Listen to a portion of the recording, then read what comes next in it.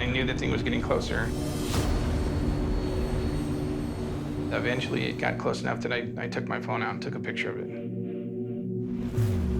After interviewing an airline pilot who had to take evasive action to avoid hitting a UFO, thanks for taking the time to be with us today. Thank you so much. I really appreciate it. Lou Elizondo meets a new pilot who claims a UFO intercepted his plane in one of the closest alleged encounters on record. Please have a seat. Peter, take one. So I was a pretty experienced captain, seen a lot. In the military, I was a night instructor. I had a lot of experience under my belt at that point. Peter Kyriazes flew multiple aircraft, from fighter jets to the Boeing 777, for more than 30 years.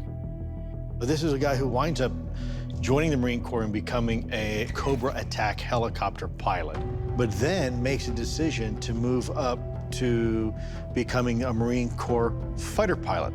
Pete is one of those guys who's trained to actually go into combat and look for trouble. In 2003, Captain Kyriazes says he had a UFO encounter that would haunt him for years and underscore what's at stake for millions of passengers. It was a little bit after 9/11. Everybody was a little sensitive, so we felt a little more of a bond to our passengers. It was a beautiful night, no clouds, smooth air. We blasted off from Dallas-Fort Worth. We had one leg left to Charlotte. The airplane was functioning perfectly, got up to 35,000 feet and started cruising, and everybody just relaxed.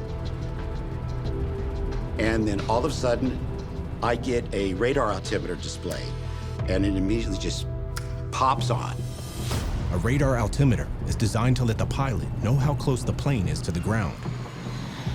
It's a simple system. It's just emitting a straight vertical radar beam.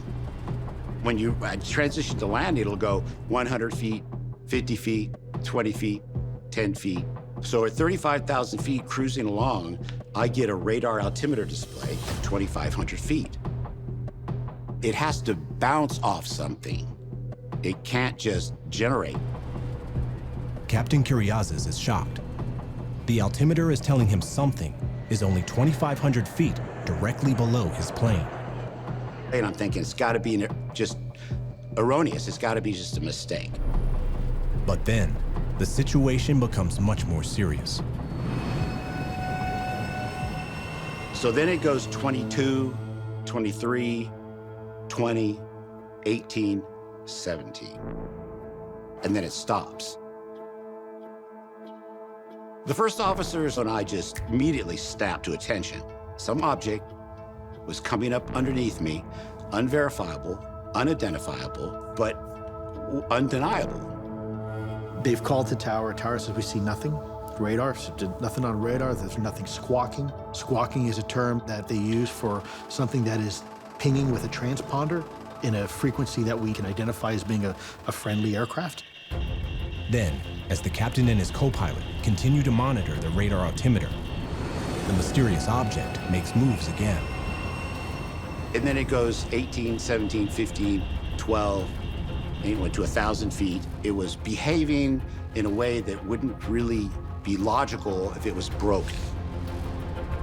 So at this point, I'm thinking, well, let's make some turns. You're allowed to make shallow S-turns without getting air traffic control busy or upset. So we made some shallow S-turns and, we're kind of trying to look over our wing and below us or behind us, and we couldn't see anything. He's not willing to jump to any conclusion of what this might be. He goes through the necessary process of elimination. Okay, could it be this? No. Could it be that? No. Could it be this? No.